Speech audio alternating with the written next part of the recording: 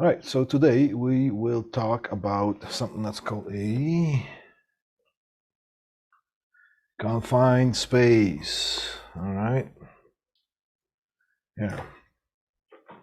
Uh,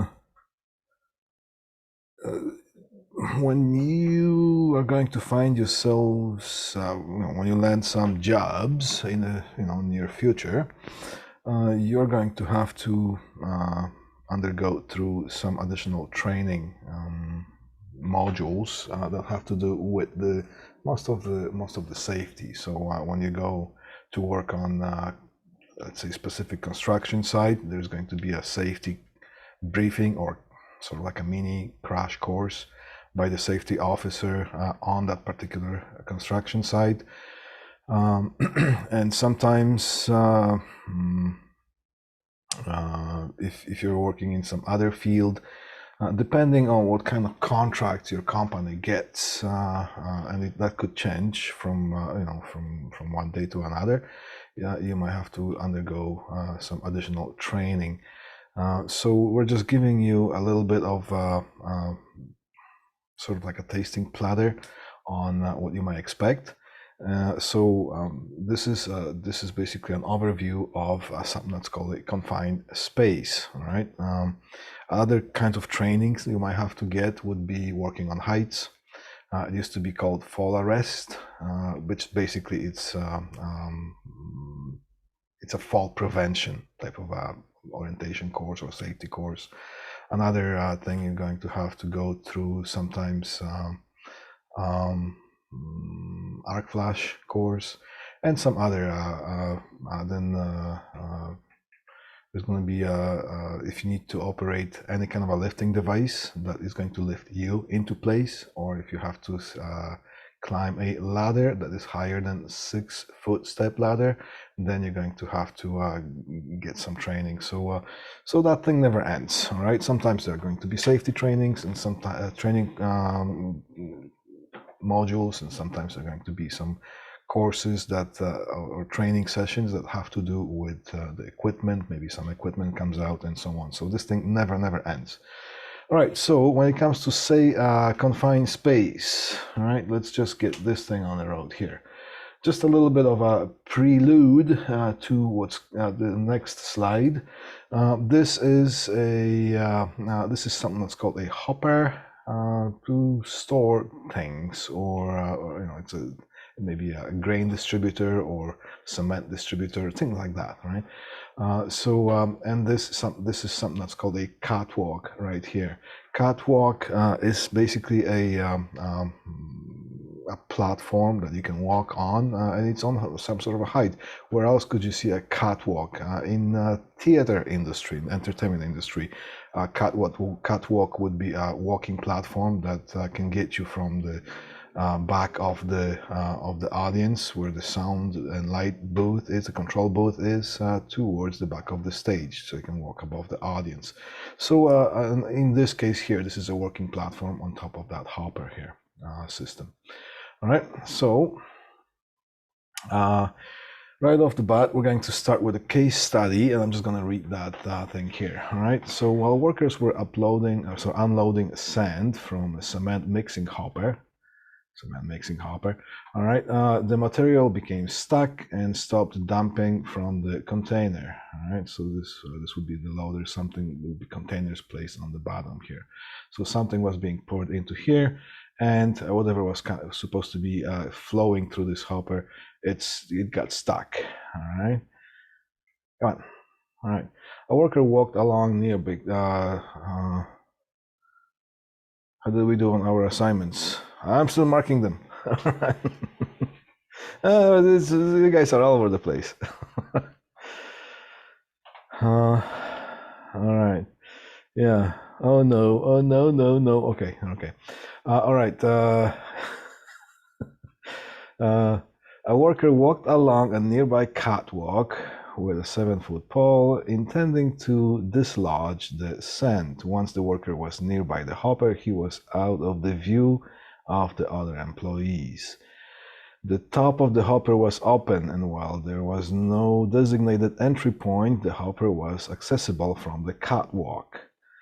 At some point, the worker entered the hopper because no one could see him. No one knows whether he accidentally slipped or if he entered the hopper voluntarily. When the sand became dislodged and began moving again, coworkers saw the 7-foot pole fall out of the bottom of the hopper with the sand. They were unable to locate the worker on site and realized he must have fallen into the hopper. Eventually, rescuers took him out of there. Okay, whatever. The worker from the bottom of the hopper and administered CPR, but unfortunately, he succumbed to the injuries in a short time later. Okay. Now, take away from this story here, the worker entered the hopper without confined space plan. Right. So here's what we're going to talk about: confined space, and things that have to do with that, and without proper training. Right. So first of all, there was no confined space plan, and there was no proper training. The open hopper should have been guarded or sealed to prevent unauthorized or accidental entry. A simple grate or other ways barricade over the hopper could have prevented his death. Okay. Now, what is a confined space? All right, we're just going to do we have some few slides that we're going to do some reading here. Was it in Alberta? Well, you know what? It might as well have been. I don't know where it was. Okay. Sometimes when you're going to be studying case studies, the details are not going to be released, and that's on purpose. Right? All right, what's a confined space? A confined space is a space that is large enough for a person to enter and work, has limited or restricted means of entry and exit, is not designated for continuous occupancy. Right? So it's a space that you can enter and do some work, but it is not it's not designed, or there's no intention for that to be for continuous work. Right? Sometimes you have to go in there and do something. Ontario regulations, so there's some government rules. Confined space means a fully or partially enclosed space that is not both designed and constructed for continuous human occupancy, and B, in which the atmospheric hazards might occur. So that has to do with the breathing. We all need to breathe the air.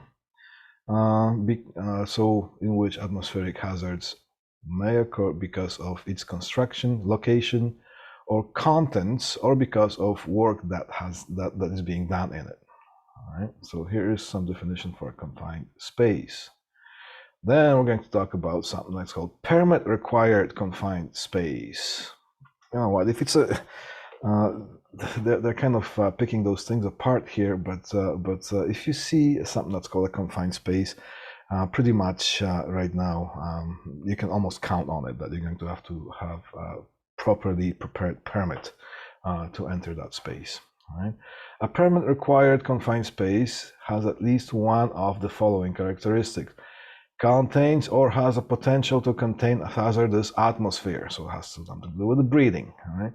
Contains a material that has a potential to engulf an entrant, so basically you can be covered with something or drowned in liquid or sand or solids, right?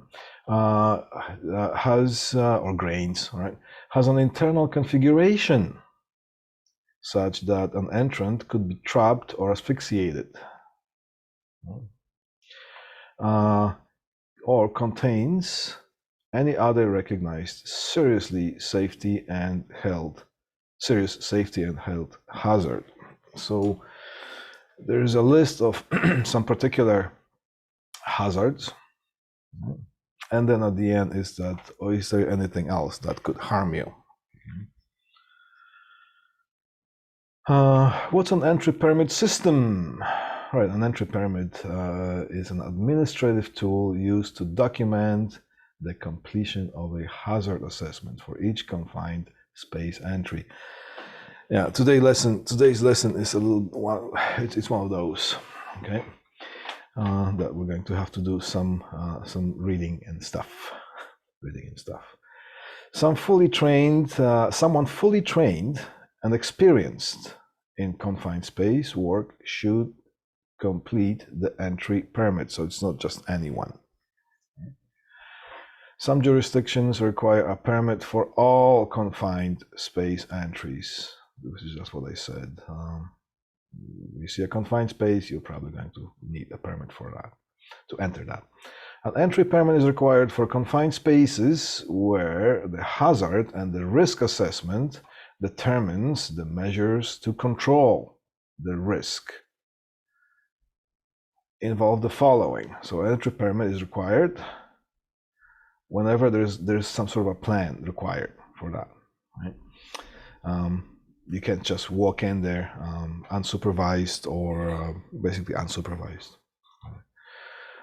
So subject to the following, if there's something that you have to do about the atmospheric monitoring, isolation, lockout, ventilation, safeguarding devices, respiratory protection, or any other control that requires by the risk of that's required by the risk assessment to be verified by a permit. So entry permit system. Now it's a bit of a lawyer's language right here, almost. Before entering confined space, an entry permit should be completed. All right. It should contain at least one of the following information, right? On that permit, we should have the length of the time of the entry, the name of the workers, the name of the attendants, the location and description of the confined space, the scope of work. So all that has to be listed. Possible hazards that might be encountered inside the workspace, possible hazards that might develop during the work activity, the date and time, all that stuff, the details of any atmospheric testing done of the confined space, when, where the results, date, monitoring, and equivalent was calibrated. So not only the atmospheric conditions have to be checked, but it has to be checked by something that is legit. Ideally, the calibration should be done just before each use. So whatever you have a device that you're going to check the atmospheric conditions, that device should be calibrated before every use. If this is not possible, follow the equipment manufacturer's guidelines for frequency of calibration. Right? Hazard control measures, including the use of the mechanical ventilation, other protective equipment needs, and any other precautions that will be followed by every worker who is going to enter the confined space. So pretty much all the details, as much detail as possible. There's no stone unturned when it comes to describing the work and the procedures that have to do with working of the inside the confined space. Means of the communications. So the communications have to be established between the workers and the attendant. So you see, we're coming up to some terminology here. So there's a worker that is going to be working in there, and there's also that word comes up maybe second or third time right now, and it's the attendant that is involved as well. And what does have to be established? Also, emergency plan and protective equipment and emergency equipment to be used by any person who takes part in a rescue of emergency. So when something happens, you're not going to have to figure things out no, what to do. No, everything is pretty much established if something happens. A signature of a worker who did the confined space air testing, the signature of the permit. The signature on the permit would indicate that the adequate precautions are being taken to control the anticipated hazards. Then authorization signature by the supervisor certifying that the space, you could get a bunch of signatures as well. The entry permit should be posted at the confined space and remain so until the work is completed. The employer should keep a copy of the complete permit on file. All right, let's take a look at some definitions again here. Hazard and a risk. What's a hazard? Hazard is something that can cause harm. For example, toxic gases, right? Or height. Right? And what's a risk? A risk is it's a chance that the hazard will occur. Right? What's the probability of this actually happening? Right? Example: a high risk or low risk or asphyxiation. Asphyxiation is basically losing consciousness due to lack of oxygen. Confined space hazards. Examples. Right? So hazards are the dangers, and the risk of a hazard is what's the probability of it to happen. The confined space hazards: oxygen deficiency, flammable combustible gases or vapors, toxic gases, engulfment in solid or liquid, high noise levels, grinding, crushing, or mixing mechanisms, configuration. We're going to take a look at that as well. It's a bit of a mysterious item here. Extreme temperatures, chemicals, lack of lighting, right? So pretty much all that stuff is pretty much all self-explanatory except for that configuration. What does that mean, right? We'll take a look at that. Well, there are some examples here. What would be the hazard of working on inside the silos here? Over here, the most the one that kind of stands out the most here would be the hazard of, well, that will be the atmospheric, right? But engulfment is a big one here. Right? If someone slips, gets into there, that person can be very easily pretty much covered by the grain entrapment. Yeah, so I can see someone says Nicholas, grain entrapment. So yeah, it's engulfment. All right. Yep. Now on the right hand side, I'm not sure if you can see it clearly or not. Let me just see if I can zoom this.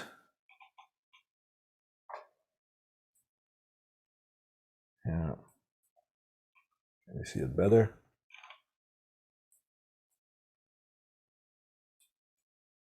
All right. So as you can see here, there are all kinds of machinery that is placed in a certain way that it would be not very comfortable to work in, and you could get physically damaged. You can get physically hurt by some of the mechanisms.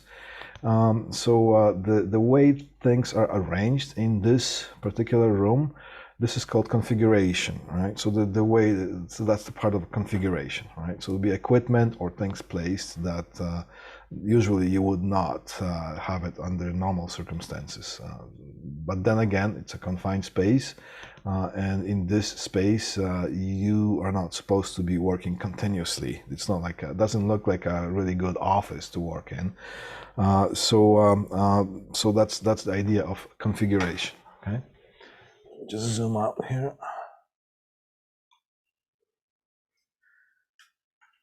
And continue with this. All right, over here, what would be the hazards in this situation?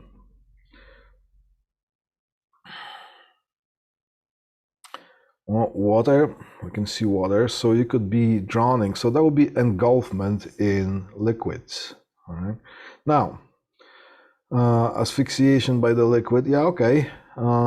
Asphyxiation is would be more like the atmospheric, the different type of air. So that could go into that category as well, because that doesn't look like pure water here, or some kind of a liquid that's easily biodegradable. Maybe it is, but not at the moment. It's not degraded yet.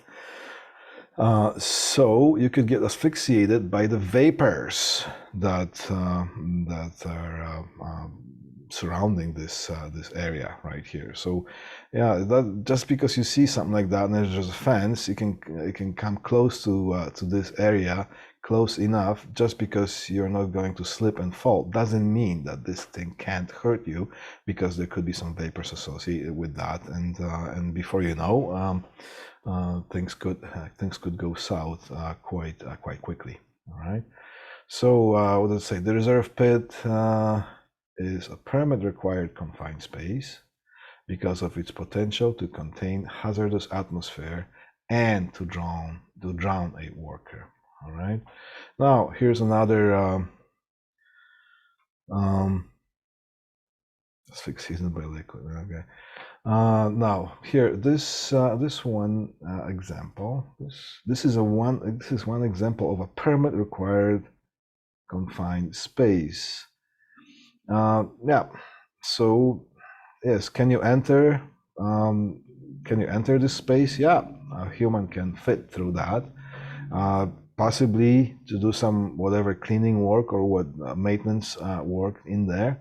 Is this something that would be considered somebody's office? Well, maybe if Shrek was living there. But for us humans, this is not a really comfortable office space, right? Unless it's a really cheap rent there, right? That was supposed to be funny, right? So always follow the company's permit procedures, even if you are going in for just a second. All right. So there's not just there's no grace period when it comes to confined space. Shrek has standards. Actually, no, the donkey had standards. Remember when he was washing his fingers in that lemon water and Shrek drank it, right? All right, now this confined space might be oxygen deficient or contain flammable, combustible, or toxic gases or vapors. Now, this guy is doing something here. Test the atmosphere in this order: oxygen content, then flammables, then toxics, and then other hazards. All right. Now, when it comes to testing the atmosphere, there are different kinds of devices. This is just an example of how one of them works. Test the atmosphere at all levels of the confined space. Good air near the opening doesn't mean that the good air is at the bottom, right? And there's just an example of how something works. Now, there are a couple of YouTube videos, and I'm going to play that. But before I do that, I'm just going to pause the recording, because I don't want, when I publish this thing, I don't want to get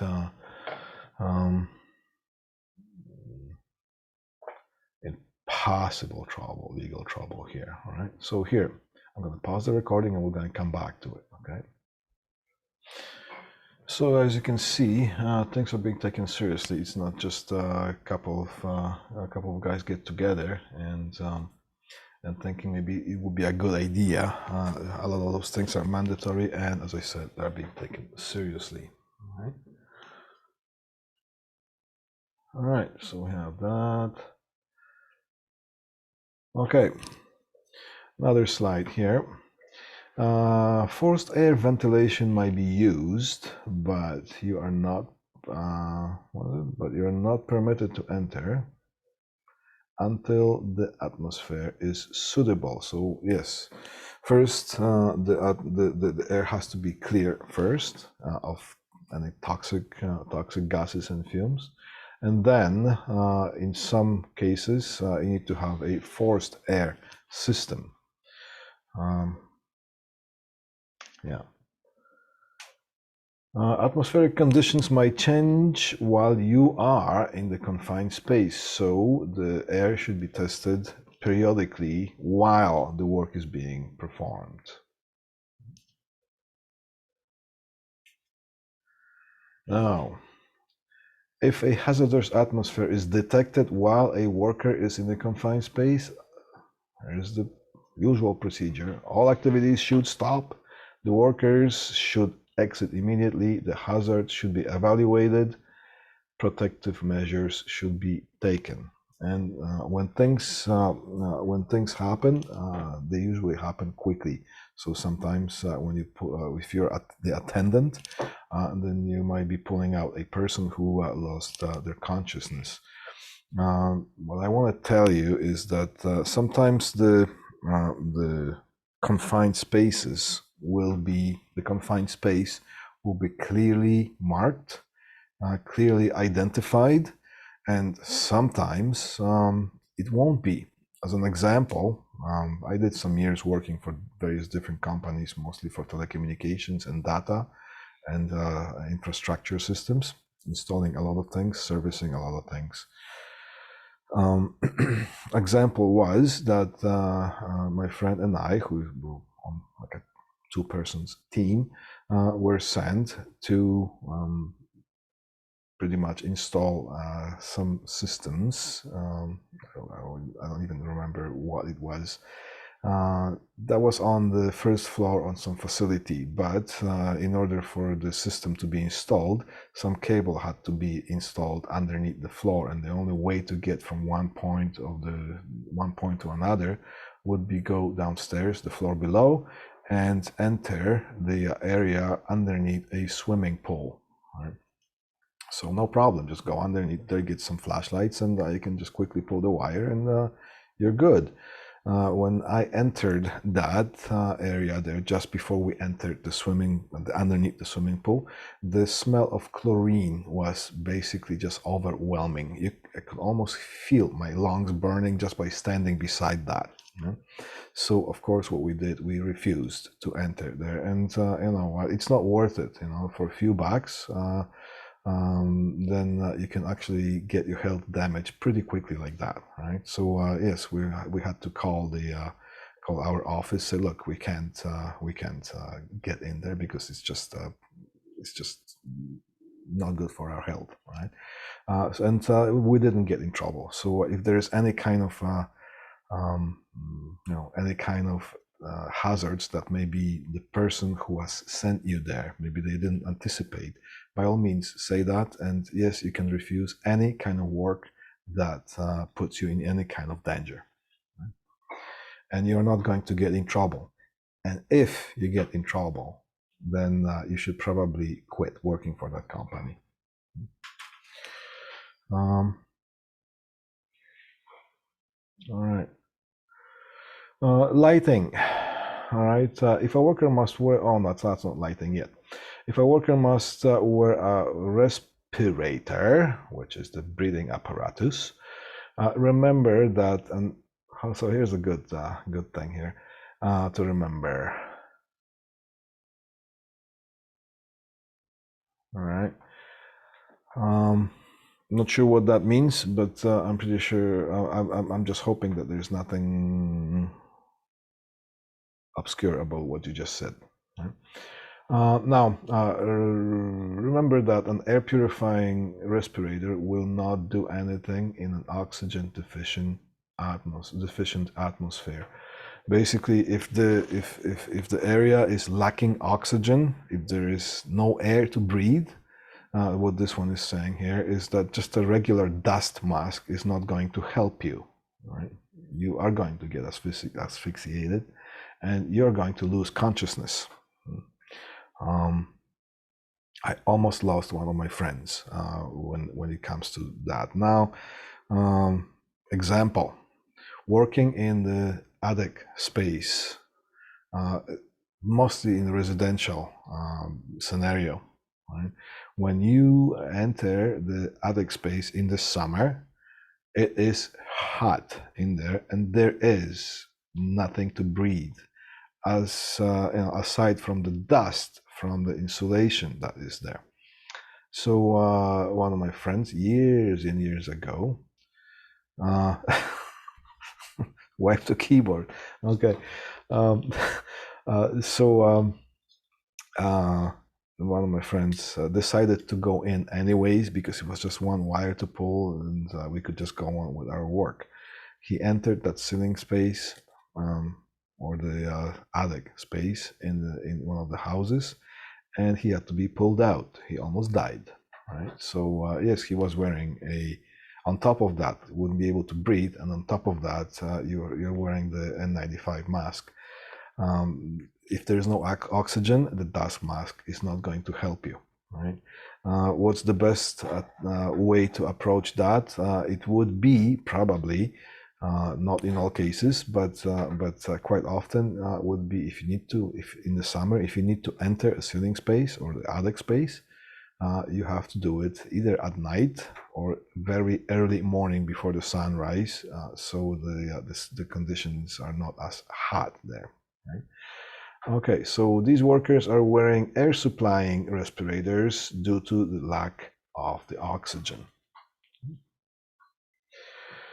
Adequate illumination should be provided while where lighting is limited. In some cases, explosion-proof lighting might be necessary.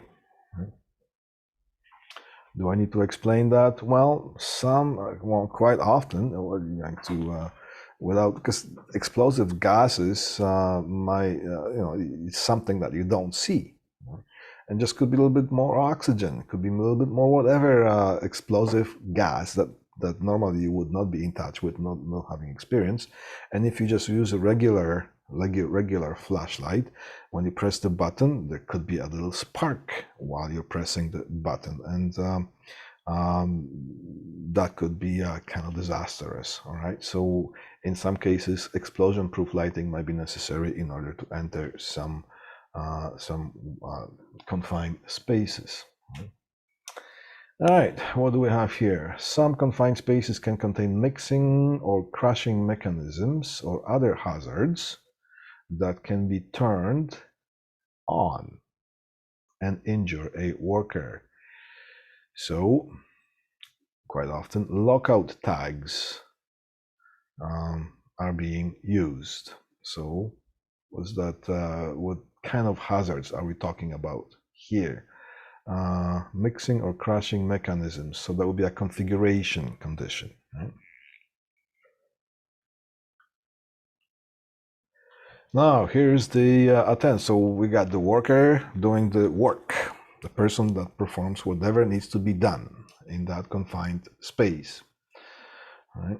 Now, when working with confined spaces, you're going to need an attendant, and these are the duties of the attendant. The attendant is supposed to know all the hazards that are associated with this particular situation. Attendant maintains an accurate count of entrants. Right? Could be more than one person going in, so the attendant is supposed to make sure that number of people coming in, they're going to have the same number of people coming out of there. Attendant remains outside of the permit space until relieved by another attendant. And the key word here is the attendant remains outside of that space. Attendant should never go in. Attendant maintains regular communication with the entrance. Do you remember there would be some reality shows? There would be some kind of I'm not sure what it was called, gold digging reality shows or something like that. And some of the gold was underneath underwater. And there will be some platforms on top. Yeah, Gold Rush. There we go. Yeah. And you can see that whoever is diving, then there will be attendant on top, and they would be carrying a conversation all the time about anything. So the attendant on the top would kind of monitor the situation to see if that person, maybe speaks slower or something unusual that's happening. So they're supposed to pull them out. Right? Tila Tequila shot. Yeah, okay. All right. So they are just not having a conversation because they are bored. Attendant monitors conditions inside and outside of the permit space. Let's go here. duties of the attendant continuing.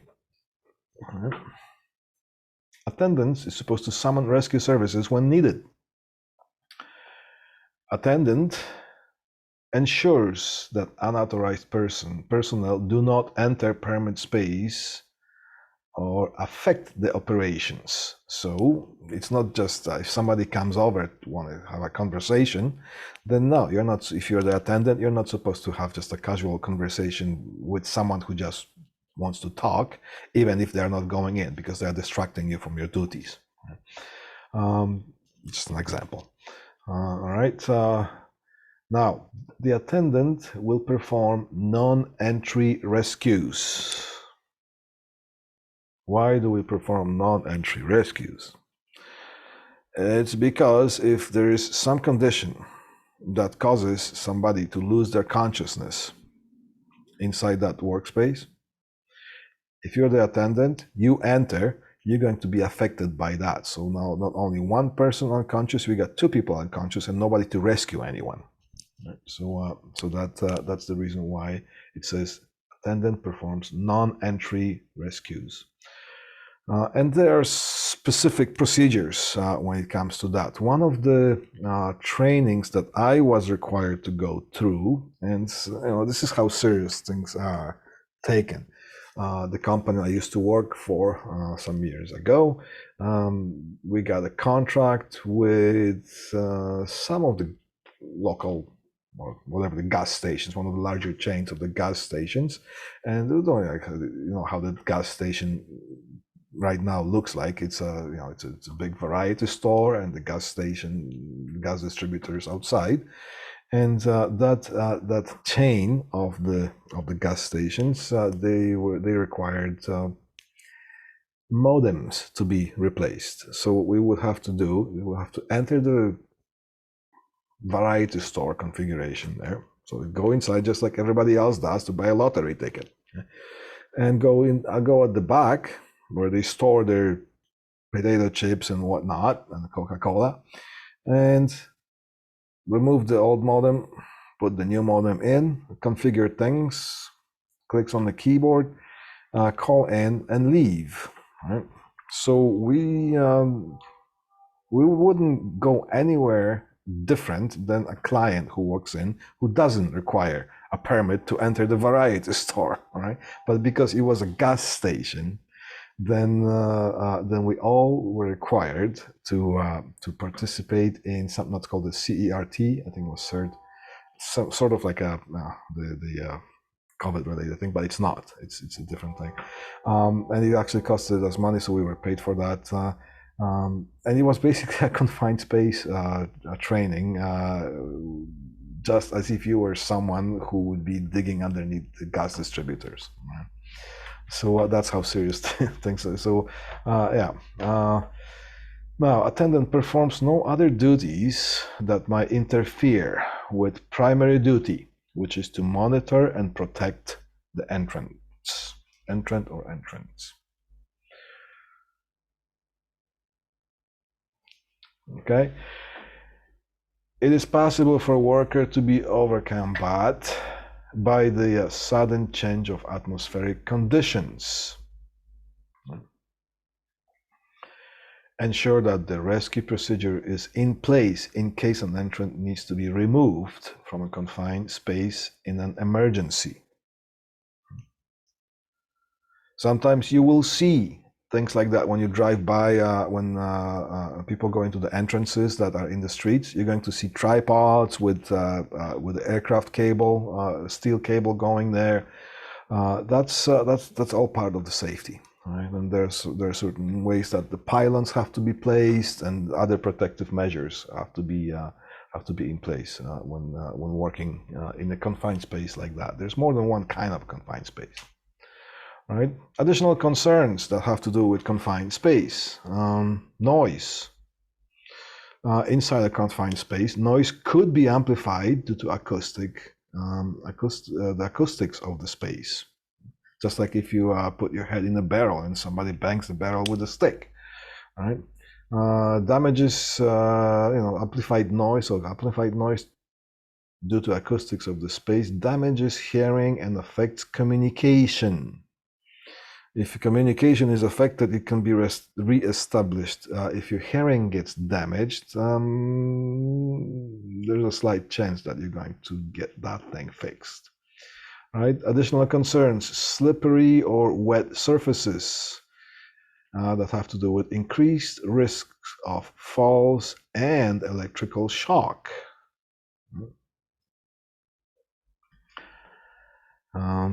Humidity conducts. Personal protective equipment, more common PPE, such as hard hat, hard-toed boots. Notice that it doesn't say steel-toed boots, because there used to be just steel-toed boots, but now the work boots, as actually I'm pretty fond of those, are the carbon fiber boots, much lighter when you do tens of hundreds of miles around any kind of workspace. Safety glasses, face shield, gloves, and overalls must be worn when needed. Other concerns, it's the heat. Right? So my friend who entered that attic space actually got a heat stroke and had to be removed, and he was in the hospital for a nice few days. Applicable standards, government regulations here. Requirements before any worker enters the confined space or begins related work with respect to confined space. The lead employer, or in case of a project, the constructor shall prepare a coordination document to ensure that the duties imposed on employers by sections, and there's the sections number here of the Ontario regulations, because we're in Ontario, right, are in place. Not only it's not just some people come up to the conference room, get some coffee and donuts, and dream up of some possible hazards and procedures. They actually have to follow. There's more than just being very important person at the workplace. As a supervisor, it comes with responsibilities as well. What is it? Hello. Sorry, my dog stepped in my keyboard. Oh, okay, that's all right. So applicable standards, there's a bunch of the numerous government regulations, as I was saying. If a worker workspace includes confined space that workers might enter to perform work, the employer shall ensure that a written program for a confined space is developed and maintained in accordance with the regulations. Right. Another applicable, more applicable standards. Assessment before any workers enters a confined space. The employer shall ensure that the adequate assessment of the hazards related to the confined space has been carried out. Plan. Before any worker enters a confined space, the employer shall ensure that an adequate written plan, including procedures for the control of the hazards, are identified in the assessment, and well, basically a whole plan has to be established of who enters, why, what they're supposed to do there, what are the hazards, what are the risks of the hazards, what to do, exactly what to do in case of emergency situation. Right? So everything is basically no stone unturned, for the most part right now. Your employer is responsible for providing atmospheric testing equipment, if necessary, providing ventilation. So that's the responsibility of the employer. Providing and training on confined space permits and the written program, developing and training on emergency action and rescue plans, responding to and correcting hazards pointed out by you, the worker. Right? So the employer should listen to you if you bring any concerns. Now, what was about 5 or 6 years ago, maybe more, I was doing a project, and the person who was supervising the whole project, he was also emergency worker, emergency responder. You might want to. Things change all the time, but if you're interested, you might want to contact. I don't know, the ambulance facilities. They might direct you. The fire stations. They might direct you to the appropriate channels to go about that. You can make some. You can make some extra cash, or maybe you could turn it into a work. Basically, there are duties of people who are on call for confined space rescue, and so that guy was pretty excited. He loved that thing. Most of the time, nothing would be happening, but if something would be happening, he was supposed to be on call 24/7 for that amount of period of time that he was on duty, right? And when he would get the call, drop everything, go rescue, right? So there are possibilities like that. What are the responsibilities of you, right? How many? You know what? This is the second last slide here. So I'm gonna do. We'll be fine. Your responsibilities. You're responsible for testing the atmosphere prior to the entry, periodically monitoring the atmosphere for possible changes, following the permit procedures, ensuring that there is at least one authorized attendant present at all times. Correcting the hazards you are able to correct, and reporting to your supervisor the hazards that you're unable to correct. And here's the last slide. Always remember, test the atmosphere prior to entry and periodically. Never enter the confined space if atmospheric conditions are not suitable. Enter and ensure that an attendant outside is outside the confined space at all times, and follow the company's confined space permit. There is no joke when it comes to these kind of things. All right, so I think we made it through this whole lesson here. So you have about 7 or 8 minutes to get to your next class, and I think we have a class as well tomorrow. Yeah, we do. All right, so I will see you tomorrow. And maybe we can talk about some other things. Well, we still have to arc flash to cover, right? Okay, guys, thank you and have a great day. See you tomorrow.